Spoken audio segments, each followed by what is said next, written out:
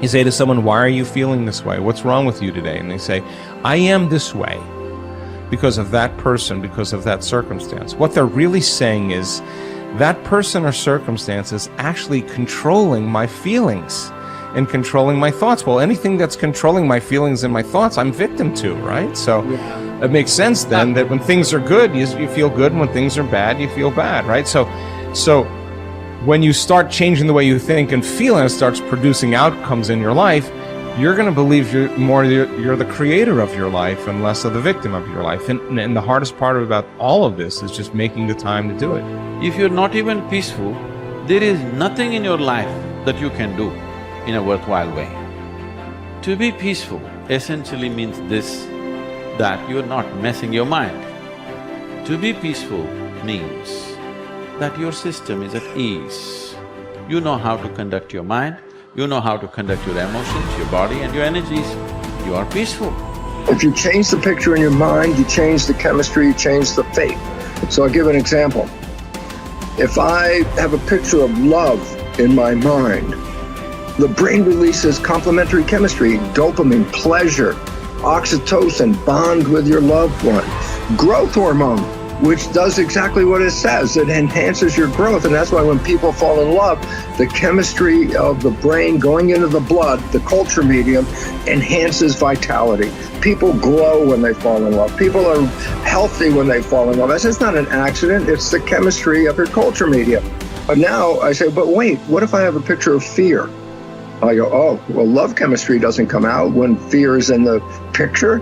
The brain releases stress hormones and factors that affect the immune system and growth of the system. And I go, oh my goodness. I say, why is it relevant? Changing my thought changes my chemistry. The chemistry adjusts my biology. So if I can control my thoughts, I can control the chemistry, and therefore I control the biology.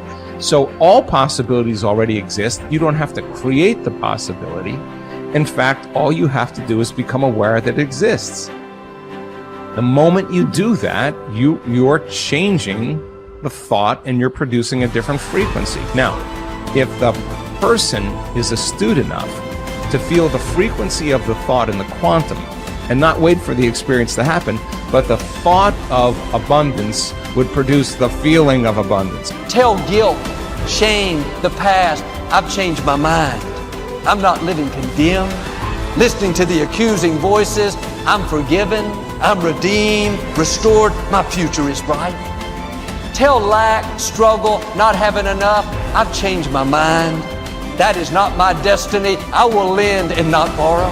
What I touch will prosper and succeed. Abundance, overflow, increase is coming my way. Train your mind. Train your mind not to focus on the problem and make it bigger, but focus on the solution to solve it. Stay positive, stay focused, and most importantly, stay strong.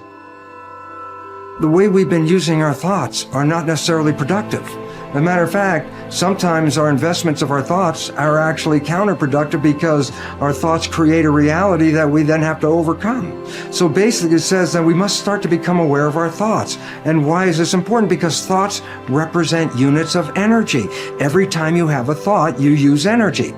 Why this becomes relevant is, if I give you a checkbook for your bank account, you don't go down the street and just write checks to people like, oh, hey, you're a nice looking guy. Here's $10 for you. And, oh, here, little girl, go out and buy yourself a little car. Here's $1,000 for you. And you don't give away your money. Why? Because giving away your money is giving away your life. So basically, you become very frugal when you have a checkbook in your hand. Now, what I'm trying to tell you is this. You have an energy budget in your body. The energy is what keeps you alive.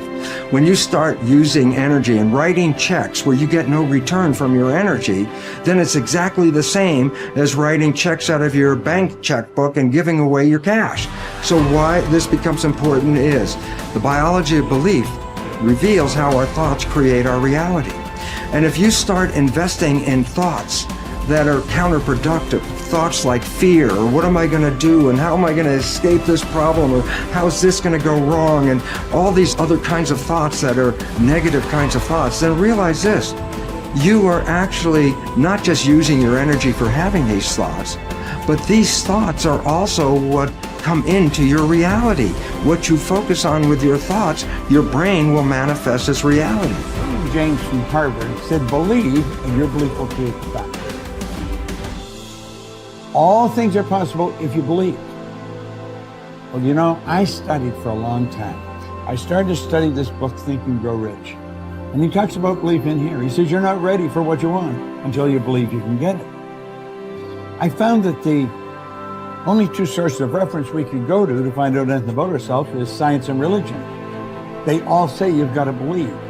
So I got figured out, how do you believe? How do you change a belief? Interesting subject, because I'm going to tell you something. Your results are nothing but the manifestation of your belief system.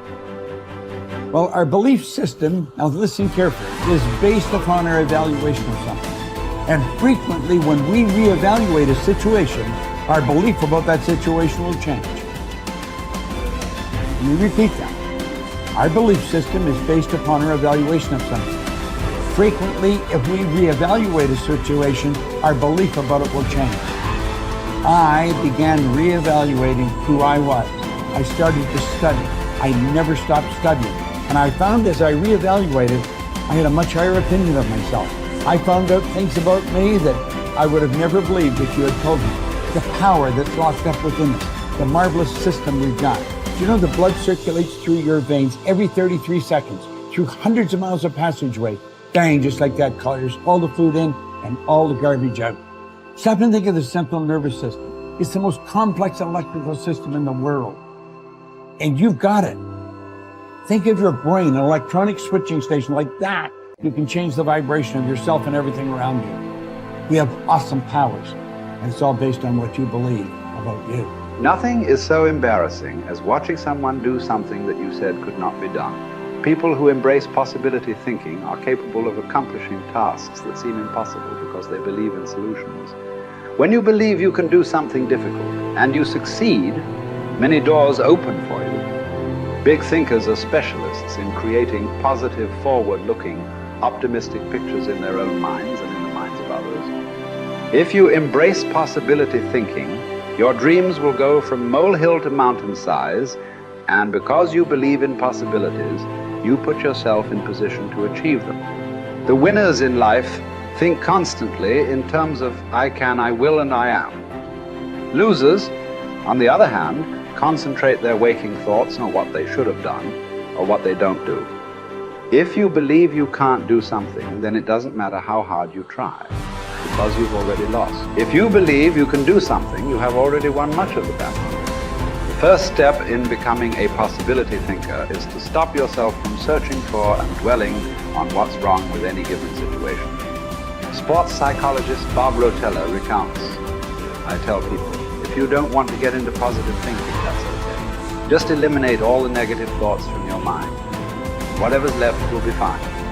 If possibility thinking is new to you, you're going to have to give yourself a lot of coaching to eliminate some of the negative self-talk you may hear in your head. When you automatically start listing all the things that can go wrong or all the reasons something can't be done, stop yourself and say, don't go there. Then ask what's right about this. That will help to get you started. And if negativity is a really big problem for you and pessimistic things come out of your mouth before you've even thought them through, you may need to enlist the aid of a friend or family member to alert you every time you utter negative ideas. One of the best ways to cultivate a possibility mindset is to prompt yourself to dream one size bigger than you normally do. Let's face it, most people dream too small. They don't think big enough. Henry Curtis advises, make your plans as fantastic as you like, because 25 years from now they will seem mediocre. Make your plans 10 times as great as you first planned, and 25 years from now you will wonder why you did not make them 50 times as great. If you push yourself to dream more expansively, to imagine your organization one size bigger, to make your goals at least a step beyond what makes you comfortable, you will be forced to grow. And it will set you up to believe in greater possibilities. Most people want their lives to keep improving, yet they value peace and stability at the same time. People often forget that you can't improve and still stay the same. Growth means change. Change requires challenging the status quo. If you want greater possibilities, you can't settle for what you have now. When you become a possibility thinker, you will face many people who will want you to give up your dreams and embrace the status quo. Achievers refuse to accept the status quo.